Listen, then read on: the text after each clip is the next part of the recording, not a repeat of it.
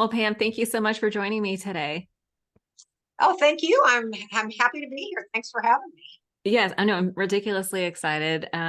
Your book, E Squared, hit the #1 spot on the New York Times bestseller list. It's been a decade of miracles, I dare say, because people have been using your book and having all these amazing experiences, myself included.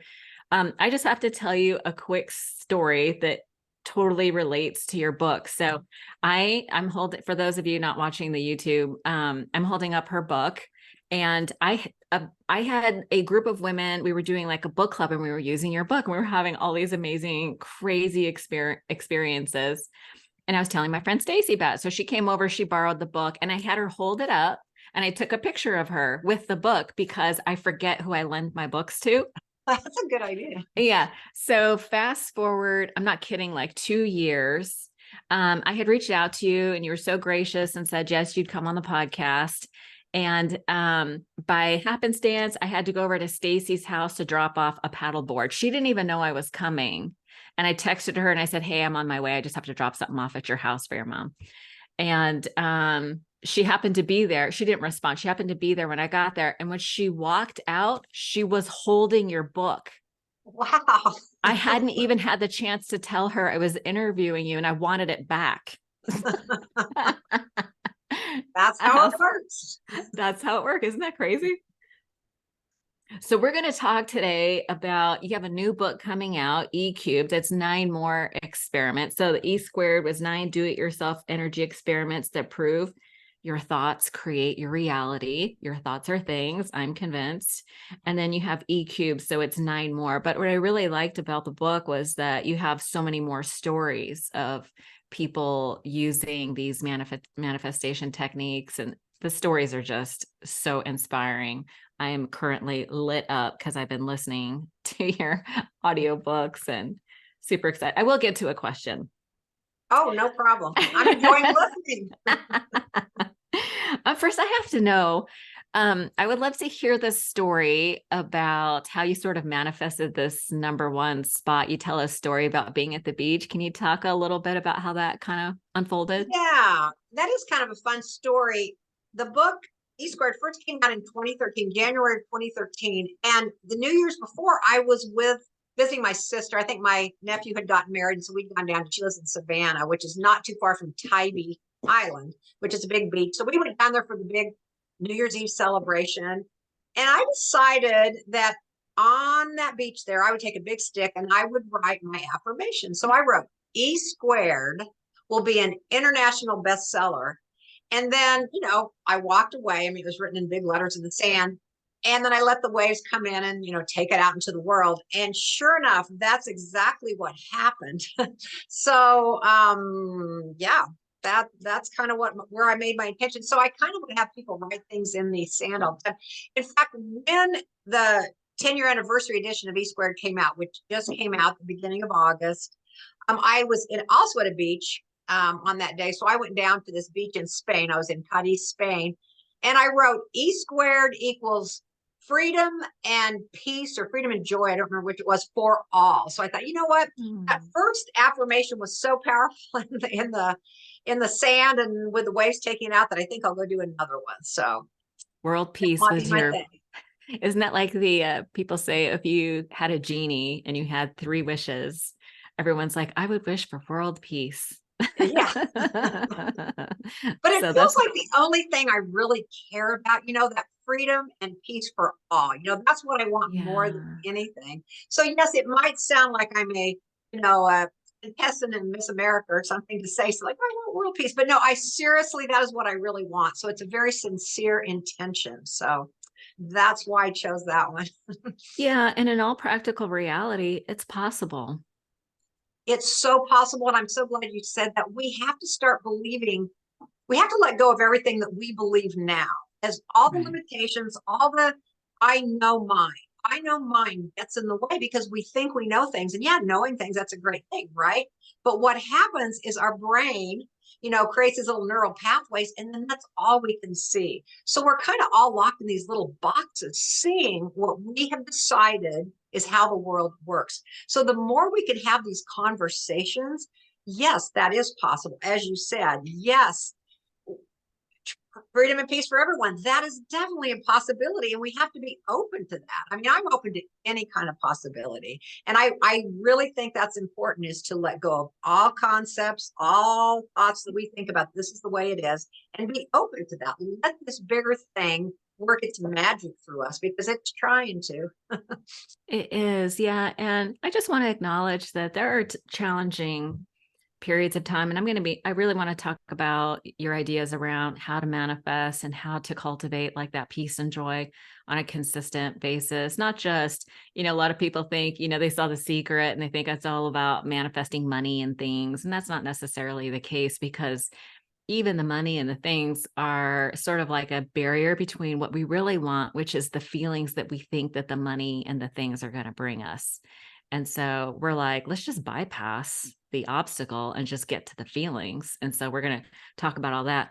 But what would you say? This is a common obstacle I think I hear sometimes. It's like people are experiencing really difficult challenges in this world. And I have found that even in the midst of, I lost my mom a couple of years ago, and even in the midst, she was only sick for 22 days. And even in the midst of that period of time, we found ways to experience joy. You know what I told her? So she gets this really terrible diagnosis and it's terminal. And she's like, I'm not going to do anything. She just went straight to like hospice care. But it was just before the holidays. And I said, you know what, Mom? You are actually in a really powerful position right now. And she was like, well, what do you mean? And I was like, well, you're holding the trump card, right? Like everybody has to do whatever you want right now. And Halloween is coming up and you could make the boys, I have a husband and two boys. I was like, you could ask them to wear Halloween costumes if you wanted. We could have like a Halloween party. And she started giggling, like in the midst of the hospital room, she started giggling and she's like, we could make them wear bunny rabbit costumes. And so that's what we did. A friend bought a bunch of costumes and I have a picture of them. They were all standing around her hospital bed in these crazy bunny costumes. It was awesome. But that just kind of is like, maybe like that entire period, it wasn't all, I didn't expect to just be joyful through that whole, but there were moments of peace and joy. Of great meaning to be found in all different facets of life. And that's kind of the search that I'm on anyway, is to find that in all circumstances. One of the four main intentions I have is unceasing joy. And people go, well, that's crazy, unceasing joy. Well, there is joy to be found even in these very difficult situations sometimes. In fact, it's mostly our minds that have labeled this as a difficult situation, or have labeled this as painful. And it's oftentimes, when we really look at it, it's our thoughts that create the pain. Our thoughts that say, oh, this shouldn't be happening. This is terrible. Oh my God, what am I going to do? And then from those thoughts, we erect a monument to pain and gloom and doom. So anyway, there is a different way of being in the world, is to see that, that truth in everything, the beauty in everything. Yeah, so it sounds like it's not a denial of pain that's going on, but a intentional, deliberate search of where is the joy. Yes, yes. And joy shows up in so many different ways. Life is full of mysteries and so much that we don't understand. And I think it's only us trying to understand is what often causes the difficulty. So I prefer to live in gratitude and trust that the universe really is, beautiful and wonderful and providing everything we need at all times. No, I love that. I want to talk about trust and gratitude, but first I kind of want to define some terms for the listeners. So for people who aren't really familiar or maybe have heard, the term manifesting, could you sort of break it down? Like what is manifesting, and maybe what is the process of manifesting? Well, I think how people see it, or, what most people think of as manifesting, is like you bring it into your life. I feel like for me, once you become aware of something, once you make an intention, you've already basically manifested it in some level of consciousness. And if it's something you want to see in real life, then you just focus on it a little bit more. And whatever we put our attention upon, we animate into our lives. So if we put our attention upon whatever, the manifestation might be, then we start seeing that it starts showing up, because that's how powerful our minds are. What we're putting our attention upon is what we see in our life. So a lot of people, tend to live in what I call problem state. Like they're in problem state, like here's this problem, and they put their attention upon that instead of putting their attention upon this greater force that we're all connected to, that has every answer to solve that problem. We label that as a problem, and then we're all our attention, all our focus, everything, we're looking up groups to get involved in that can help us with the problem. So we just make it more and more real. So I prefer to, live in possibility state, and then what's meant to manifest, like from the greater universe that is only but love and peace and light, will manifest. But basically, manifest means bringing it into your awareness. Okay, so it's sort of like decide what it is that you want and then focus on it. Like, how often do you have to focus on it? Is it like 3 times a day? Like you wrote the Think and Grow Rich, and I remember, in the Napoleon Hill's book, Think and Grow Rich, he said to say your affirmations like 3 times a day. What do you think about that? No, I'm not big on doing a lot of that. I've come to where I trust the universe so much that I don't really, I have like these 4 main intentions, peace of mind, surety of purpose, clear and unmistakable guidance, and unceasing joy. So I have those intentions, but how it plays out, I don't have real specific things anymore. I feel just really grateful for what the universe, brings to my life. And it's funny, we were talking about noises, and now I hear there's these big trucks. I don't know if you can hear I don't hear it. outside Yeah. there. Okay, well, good. That's good. It's beautiful weather here today, so all our windows are open. So all the trucks out there, but it looks No worries. like it's going away. So anyway, yeah, I don't hear it. Let me ask you about the guidance piece, because there's a lot of, and actually this is part of the experiments in the book, and I love that it's really science-based. Because I feel like those of us who, especially just starting out, like you're a master manifester where you have so much experience that you've seen enough things where you feel like you can kind of just relax and trust the universe. But in the beginning, I think it's so helpful to have actual experiments that you can do. One of them was the blue butterfly, where you look for the blue butterfly, and I had the experience. I ended up seeing it in a magazine. We're cutting out, we were doing vision boards, me and a couple of friends, and I was like, oh my God, the blue butterfly. So I cut it out and obviously put it up. But what is it about the science piece? Like you talk a lot about quantum physics. So tell me a little bit about the quantum physics and how that kind of connects to the manifesting piece. well, again, in quantum physics, something manifests, to use that word, once we collapse the wave. Because when you really study molecules, atoms, all that, we're vibrating energy. I mean, that's what we really are. We're 99.9% energy. And the material part of us is just a tiny little speck of it. But once again, we start, I talked earlier about the neural pathways, but in the quantum speak, it would be once you collapse the wave, these waves that are moving around like crazy, into what you want to manifest, then that's all you see. You have collapsed the wave. You have stopped it right there. And as far as the scientific piece in my book, what I've done is set it up so people don't have to take my word for it. We've heard these principles forever: seeking you shall find, asking you, or maybe it's ask, seek, whatever that is from the Bible. I mean, no, you're right. Seeking you shall find, asking you shall receive. Yeah. So that's been around for a long time. But what I did in this book is that, just don't take my word for it or the Bible's word for it, or, any other countless people that talk about this. Put this into practice in your own life. And I say, what do you have to lose? You have 48 hours. So we set it up. I put little lab report sheets in there. I set it up as an experiment. You are free to believe it or not believe it. But for those 48 hours, suspend your disbelief. Just say, hey, dude. I like to call him the fourth. God dude. is the dude. Well, the definite potentiality. What, it doesn't matter what you call it, just matters that you call it forth, is what I often say.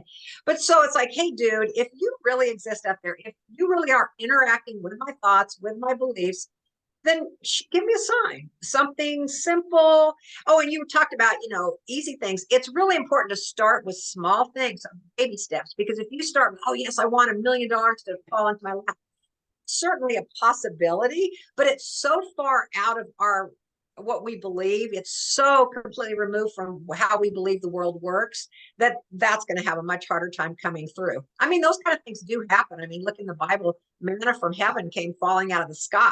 I mean, anything's possible, but we have again collapsed the wave of what we think's possible. And this is the world that we have because we have collapsed this particular wave for the world to be this way. But at any time, in fact, it's always changing, but we just continue to see what we've seen in the past. So I don't know if I answered your question. I'm just rambling on. No, you're good. No, you're good. No, I feel like I read somewhere or listened to Deepak Chopra I think was the first person I heard talk about quantum physics. And he was talking about these little quarks and bosons or whatever they're called, that they only appear into reality when we focus our attention on them. The observer is interacting with it at all times. So once the observer, which is us, sees it, and it collapses into that particular manifestation or that particular reality. And until the observer sees it, it's just those vibrating waves, it's so, I mean, that's the thing about quantum physics. It's so far out of what we believed for so long that it's hard to even wrap our minds around it. So that's why I just keep going back to that I don't know mind. I don't know, but I'm willing to see other things. And that's kind of what the experiments ask you to do, is say, okay, whatever, I've seen the world this way, but what if this other possibility is also true? So you just open yourself up to that and then give the universe, field of infinite potentialities, I call it, 48 hours, like in the first one, or like you mentioned, the butterfly one. I think that was 48 hours too. But anyway, I have time frames. Most of them are 48 hours. And you just ask these questions. You have this hypothesis, and then you see, is this true or not? You don't have to believe it, but is it true? Test it out for yourself. Once you see something with your own two eyes, you're more apt to believe it than if someone just tells you that and it sounds good, But if you see it, then it's like, wow, I think I'm going to maybe look a little further here. And so the experiments are basically, again, little baby steps that hopefully entice people to look deeper and to investigate this possibility that we all, it is possible for us, all these possibilities that we could, enjoy in our lives. Yeah, it really speaks to the idea that we are way more powerful than we realize. Mm-hmm. And speaking of, you were talking about seeing is believing, but believing is also seeing. It's kind of interesting how they're not mutually exclusive. They both work in both directions. But you're talking about being open to new ideas.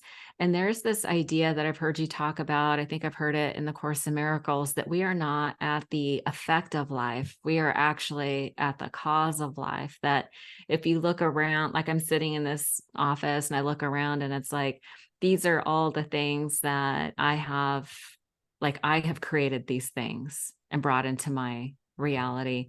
And I think that's true with like the people that I attract into my life or maybe even repel.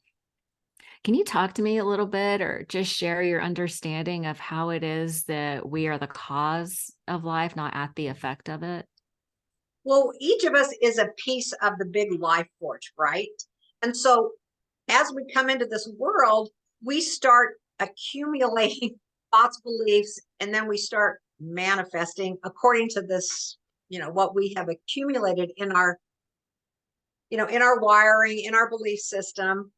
And so, yes, everything around us is the result of something that we have thought or believed or allowed in, from our past. So it's all basically created by us, if you want to look at it that way. So yes, I think that's true. So that was a good way of describing it. Yeah. I had a friend recently tell me, she's like, she didn't like manifesting, or that maybe it was the term, because she felt that it was kind of victim blaming. But I don't like people have negative experiences that we don't necessarily want. Sometimes bad things happen. So do you feel like manifesting is something, or the things that we experience, all of the things that we are experiencing are within our control or coming from us? Well, we label things bad experiences or good experiences, and those are judgments. And the less we judge, well, the happier we are. So again, that's part of that training, that cultural training that we all live under. These are the good things we want to have happen. These are the bad things that we don't want to let in. And I think what happens when you start judging certain things as bad things, you create resistance to the good that wants to come, and you just create more of what we label as bad. But again, I feel like all we see is such a small amount of what's possible that we can't even really know what's good and bad. We can't even judge rightly because we see such a small amount of what's out there. And what we see is just what we programmed in, what we've allowed in from the gazillion possibilities that are out there. It's so much bigger than we can even, like I said, wrap our minds around. That's why quantum physics is so like, what are you talking about? How could that be? Because we're not wired. Our brains aren't wired to understand the actual truth of the world. I like how you talk in the book about how we're sort of living in this era. We're like on the precipice of like this global movement. It's like happening. There's like lots of people who are really starting to embody the power that we actually have, and they're manifesting all these amazing things.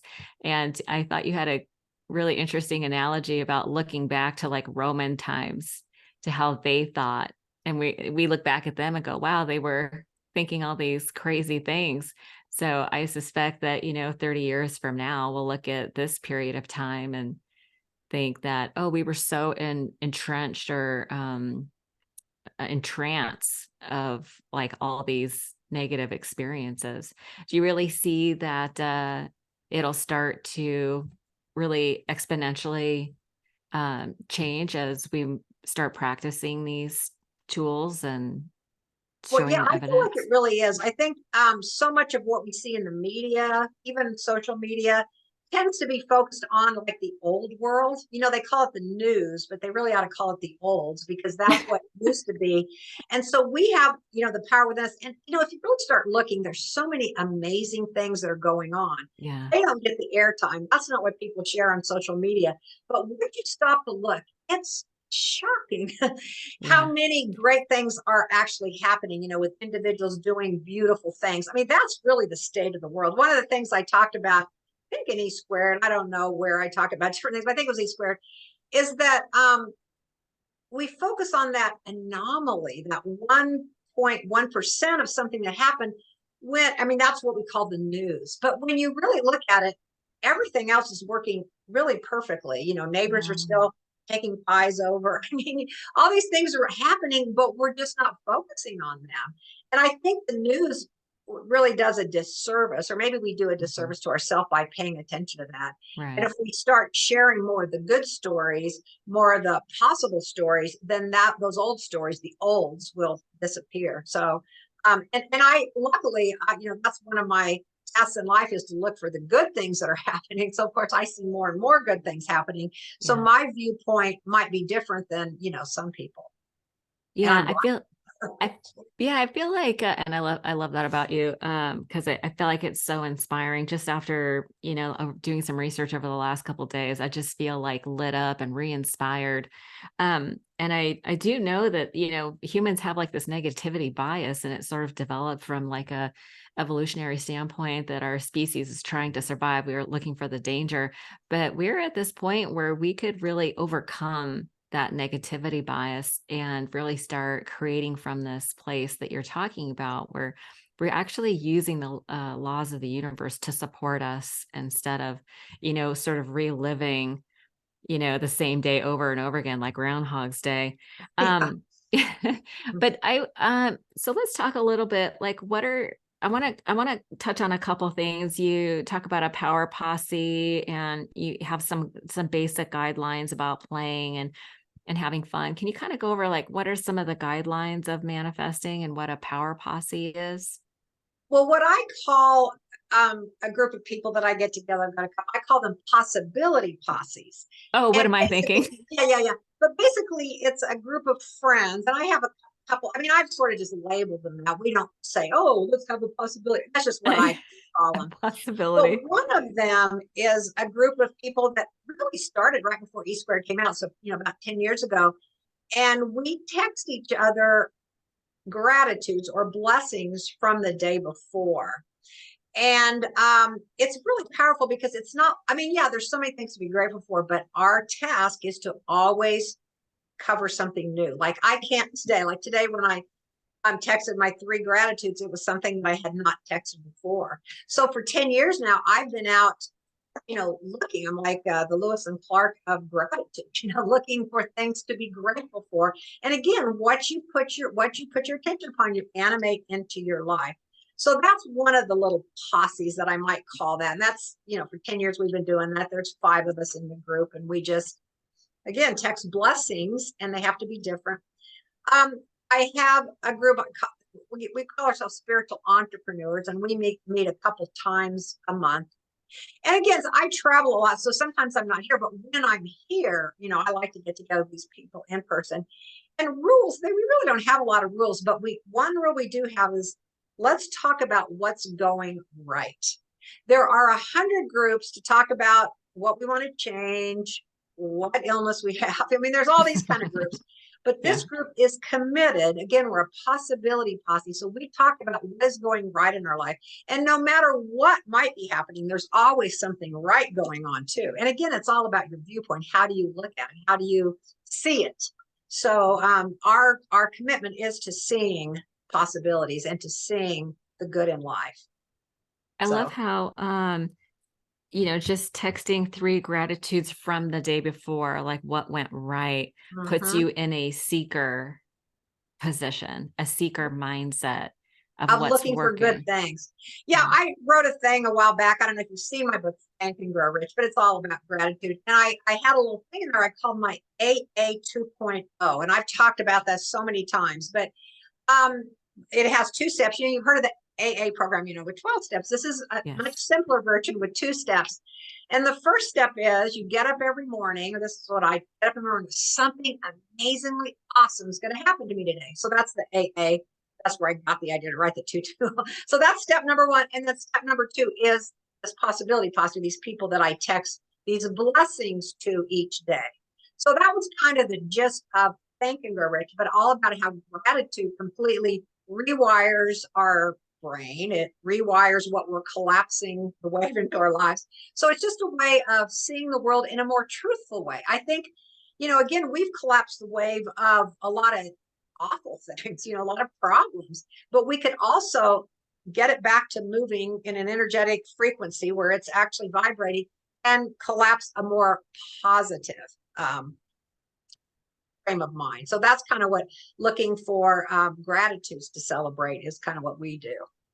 Yeah, gratitude is so transformative too. And I recently heard somebody talking about gratitude as in receiving gratitude from somebody. Like if you've helped somebody out or made a positive difference in someone's life and they express a gratitude, to sort of jot those things down, like keep a little journal or a little place in your journal for when you've received gratitude. Because I think we are so quick to dismiss the positive impact that we have in other people's lives. And I thought that was sort of like an interesting little twist on the gratitude practice, because we think about the things that we're grateful for that we've received or experienced. But I thought it was sort of an interesting little additive to be like, oh yeah, that's right. I have made a positive impact on other people's lives. And that has like a whole another layer of positive feeling to it. Yes, in fact, one of the things I'm currently playing around with, I like to say that instead of what I'm working with, I get so many of those kind of comments, people that tell me these amazing things that my work changed. Oh, I'm sure. And sometimes I have a hard time taking it all in. Like there's a part of me that hasn't fully accepted that. I think, again, we collapse the wave of what we're taught. And it's like we're from the time we're little kids, like, oh, you're supposed to be doing this. And so there's just a little residue of guilt, I think, in my life. Like, Guilt. do I really deserve these kind things? I mean, people do so many nice things for me. I mean, it's just, I don't know, it overwhelms me sometimes. And so I'm really working on or playing with really accepting all the good without feeling any kind of guilt, without feeling like I don't deserve it. I think we all deserve it. I mean, that's what I really believe. We do deserve love and kindness and gratitude, but we so often have those little blocks. I still have residue of these blocks. Like, okay, do I really deserve it? So I'm really playing around with it. I'm like, yes, bring it, bring it.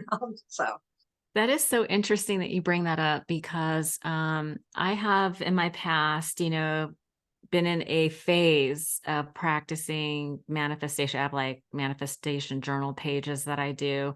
And I have had the most amazing experiences. Like I tripled my income one year. Um, I was really thinking about, I wanted like this guest and I was like, I'm never going to get him. And then his PR team reached out to me and asked me, they pitched him to me. I was like, yay. And I was thinking, oh, I'm going to meet somebody who's going with a large platform who's going to share my work. And then a friend of mine wrote a book and she put me in her book. And I was like, what is happening? And it's like this amazing feeling. And I'm like, wow, there's this idea that the universe wants to surprise and delight you. And like miracles are natural. That's like a Course in Miracles idea. And I like soak it all in. And then I stop doing that. Like, what is that? Is that the guilt or the resistance to receiving? well, probably. I think, like I said, we all have a little residue of that from, our culture, from, oh, things can't, that whole thing that things are going so great. So we're waiting for the other shoe to drop. It's just a paradigm that we've all bought into. And again, that we've judged. When we judge things, we cut a lot of possibilities off. So anyway, it's just kind of the way we were raised. And I feel like we're moving out of that. And I Mm. feel like, my life is sort of a hologram for the whole world, as all of our lives are. And so I feel like for me, as I learn to accept more good and to not have that guilt, to let go of the guilt, then the entire world will also do that as well. Because I feel like what you see out there is really what's in here. And one of the things I've often said is just like you don't, look in the mirror and try to fix the eyeshadow or the lipstick on the mirror, you have to fix it on yourself. And so whatever we're seeing out there, that's where we fix it, is within ourselves. So if I'm seeing Yeah. problems in the world, or I'm seeing somebody that I'm judging, or they're not doing it right, or whatever it might be, it's always something within me. And that's really good news, even though it's like, what? I don't want to take the blame for this, but it's also our power that we can change it within ourselves. And then it begins to change out in the world. Yeah, I think sometimes when you hear about manifesting or doing shadow work and stuff like that, people are really like initially offended. Like, like you see something, that idea that people are just mirrors, they reflecting back to you what you love or hate about yourself. And so Mhm. we tend to focus on, what we don't like in others, which is kind of offensive. But I like to think about, if you see something in somebody else that you admire, like you also possess that. And I feel like we should spend a little more time focusing on the positive parts about ourselves. Right, right. And if you see it in someone else, it's also in you, like somebody you really admire, somebody that you really, wow, they're so cool. Well, it's also in you, or you wouldn't see it. So again, we're just all mirrors for each other. Yeah, no, I love that. I want to talk a little bit about you talked about a lab report sheet. Can you tell me a little bit about what it does or how to use it? Well, it's just kind of a practical way to get people to pay attention, Yeah. basically. So, at the, I just set it up like a lab report sheet. So it does seem somewhat scientific, or again, you're trusting what you're finding out, not what somebody's telling you. And so each experiment, is about one of the, I've got these kind of funny things that I call these spiritual principles. But like the first one, for example, is the dude abides. And again, I kind of wrote them in a humorous way because we take ourselves so seriously. Let's lighten everything up. So, the first hypothesis, is there a force out there that has my back? Basically, is what it says. So you give it 48 hours to make its presence known. And so the lab report sheets just have a time. You write down, okay, I'm starting this experiment, at this time on this date, and in 48 hours, I'm going to, just kind of pay attention for the next 48 hours, not sit around and think about nothing else. Sometimes in our obsessions, we push the thing away, but just, kind of relax about it and say, okay, I'm just going to see what shows up in the next 48 hours. So really the lab report sheets are just a way of, getting people to pay attention to all the beauty and the miracles that are out there in the world. They are out there all the time, but so often we're busy looking for those problems where they're obscured by this other viewpoint. So, I'm just trying to get people to let go of that for 48 hours. It's not asking for much. It's 48 hours. That's all you got to try and see what happens. Yeah. And it's a clear sign, something that has heart meaning to you, a clear sign. Yeah. I Oh, think and the that's stories I hear. Oh my goodness. One of the things you said you were listening about EQ.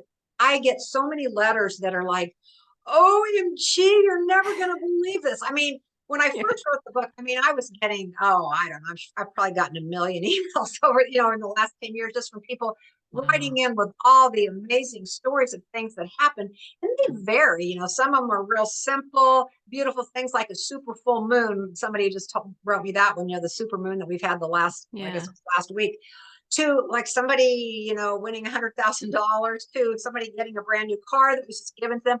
So all kinds of stories. And I think people get really thrilled by those monetary ones or those material things. But to me, the really exciting miracles are like when a relationship gets healed, or, the Course in Miracles says that when the greatest miracle on earth is when an old wound gets healed, or an old, something gets forgiven and it's restored back to, its wholeness. So those are the kind of miracles that really trip my trigger. But seriously, I've heard everything across the board. So again, all we have to do is be open to letting something like that happen. I think that's such an important point. Is there a force out there? I love that you start with that experiment in E squared. In the space that I'm in of addiction recovery, a lot of people that are seeking 12 steps, which is, it's the whole point of that is seeking a higher power. And a lot of people, that's why on step 2, it's like you're answering that question, is there a force? Right. And this is such a perfect example. I really like the idea of the lab report sheets, because you even speak to it in your book about how we have like this quick forgetter. Like we experience all these amazing things and then we like promptly forget about it. What is that? Again, we're wired, like you mentioned, the negativity bias. We're so wired to be looking for those things we need to take care of, those problems we need to solve. So I think that quick forgetter is so busy doing, is that sort of tendency that we have. And so that's why when you mentioned earlier about really focusing on things you're grateful for that people have said to you, things you're grateful for, that to really put our attention more upon that, because those things are all over the place, but we're so quick to go back to those things that we need to work on.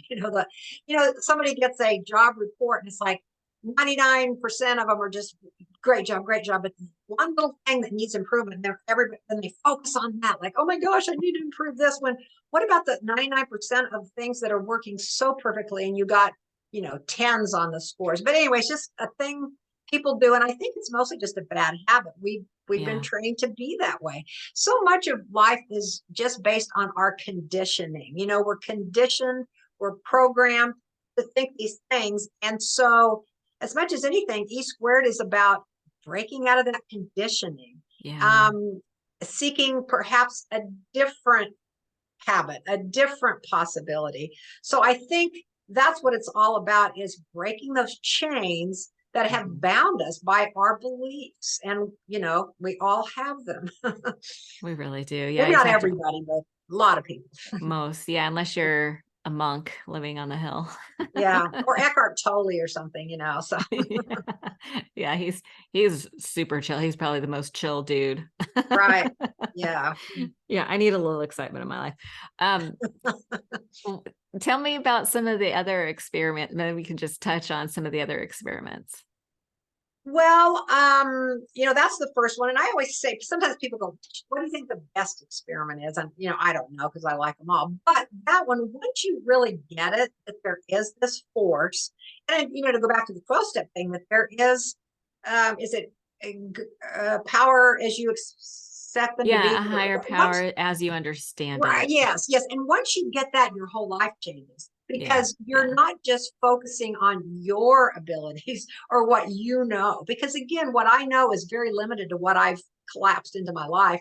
So that higher power knows everything, is yeah, has access to all the stuff. So to me, that's when everything changes. So if you get that one, that's in the Dudabais, that's what I call it, step one in yeah, my book or whatever. And that's it. Because once you surrender to that, once you recognize that, it's total game changer. yeah, So anyway, so that's the first one. And the second one is it true that, I am animating into my life what I'm putting my attention upon? So I have people look for, yellow feathers or I can't remember what I say in there, but just look for a particular color card, but just make an intention that I'm going to see this. And so you're just, open to that for 48 hours. And one of my favorite stories about that I can't remember if I told this in eCubed or not, but this woman decided she was going to look for white feathers. And so, she made that intention, kind of went on about her life, which I often say is like the crock pot principle, just set it and forget it, and yeah. just be paying attention kind of in the background. So she and her family went out geocaching that day during the 48 hours. And they're driving home and they're on the highway and suddenly the traffic slows down. I mean, just like, the highway is going fast and all of a sudden it slows down. And her daughter says, Mom, look, somebody must have killed a chicken. And lining the highway for like 4 or 5 miles were white feathers. I mean, just white feathers all the way. And, like had the traffic not slowed down, she might not have seen them. Who knows? But anyway, she said, I don't know if a mattress truck turned over. I don't know what happened. But there were all these white feathers lining the highway. The traffic eventually picks back up. They go home, and on her welcome mat on the front door was one white feather. So I thought that was a really fun story. I Yeah. posted this today on Facebook. This was a memory that had come up, and I kind of forgot. This woman was looking for yellow butterflies. She was working at home all day, and she's like, I don't know how I'm going to see a butterfly. I'm home all day.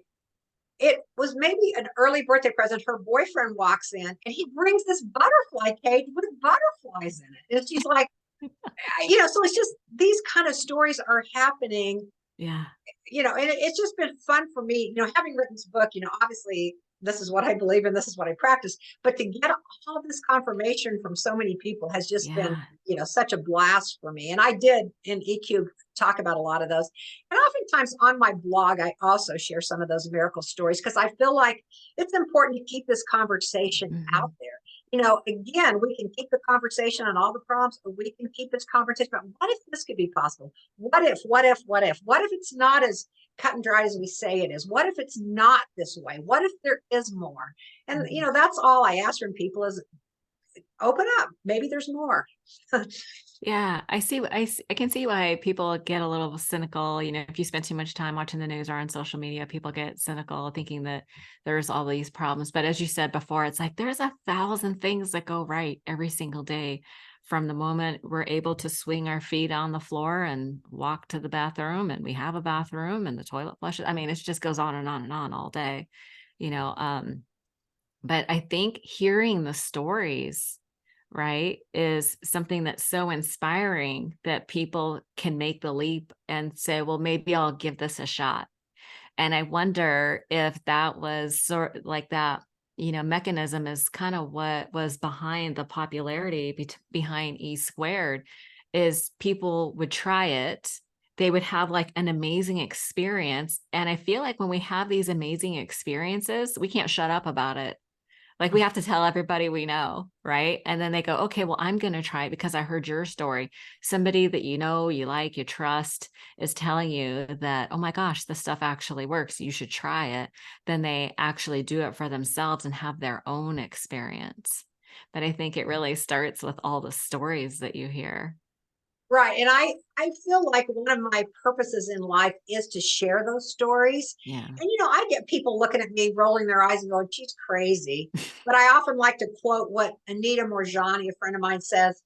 Well, people tell me that this is crazy and I almost fall off my unicorn. That this stuff is impossible. When they say that, I almost fall off my unicorn. So anyway, yes, I Yeah. feel like I'm willing to be laughed at. People go, oh yeah, she's crazy. I don't care because to me, crazy is much more real, these bigger Yeah. possibilities than the story that we have so far bought into. Yeah, listen, that is not a word I would associate with you as crazy, because you do this in such a pragmatic, practical way, Mhm. right? There's something very validating about using science principles. You talk neuroplasticity, talk about quantum physics, you break down how we've been conditioned and how our brains develop. And it's very pragmatic, it's very practical, it's undeniable. And then when you have the actual, you take the action that you suggest and put it into practice, like you have these experiences. And once somebody has their own experience, it's undeniable. It's so true. Yes, yes. It's very exciting. Well, listen, I am going to do my own possibility friend group posse thing. I'm going to suggest that my friends that are listening to the podcast and the women that are in the One Day at a Time women's group, that we get together and have our own, I think you have like a 30-day program to just test it out. You talk about how we can do that. So we'll definitely be doing that in the podcast and in the group. So Pam, thank you so much for joining me today. If people are interested in, I know you have a newsletter and a website, what is the best way for people to find your work and get your book and contact you? Well, my book's available, on Amazon, any Everywhere. bookstore can order, whatever. But because I don't really sell them myself, but I do have, a website. And when you say I have a newsletter, I basically do blog posts. And already on there, there's like 900 or almost 1,000 blog posts. And it's just Wow. filled with these kind of stories, this kind of thing. And I would encourage people to check that out. My books are listed there, and I think there may be links to buy them on Amazon or something, but I don't, sell them directly. But if you go to my website, I have an Instagram, Facebook page, Twitter, X, whatever it's called now. Yeah. I'm not real active on social media, but when I do a blog post, when I write, a thing, which I like to do, I feel like that's part of my mission too, is to share these stories. Yeah. Then it goes out on social media just because I've got it set up that way. But Right. that's really the best place to find out about me. And then my website is just pamgrout.com. If you know my name, you can find me. So that's probably the first place to start. Yeah, I'll put your website and all the links to all your socials in the show notes so that people can. I mean, I feel so lit up and energized by this conversation, by the information. I think it's easy to sort of get lulled back into sort of this trance of boring and the Eeyore, it'll never work type of stuff. But then you start hearing the stories and remembering what's actually possible. It's so inspiring. So I just want to tell you, I appreciate the work you're doing so much. And you are, changing the world as we know it. So thank you so much. And it was such a pleasure to speak with you today. Oh, thank you, Arlena. And thank you for the work you're doing too. And you keep it up. And just remember you're appreciated and valued. So thank you. Thank you so much. You have a great day. Okay, you too.